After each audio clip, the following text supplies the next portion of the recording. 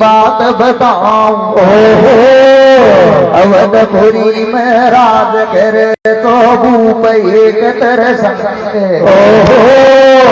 अजित्याव भूप को गयो तरुणी बानवती के संग रानी की गर्दान के राजा अवधपुरी के माई एक दनिया तो आती रात की टेम सो राजा सुतो हुयो तो राज भवन के माई रे राजा को सपनो आवे दी अब राजा का सपना में बानवती को का पियर में डालो नागट सजावे अब राजा की खुली अचानक आंख राजा हाई हाई चिल्लावे रे उनका सारा घर खा आवे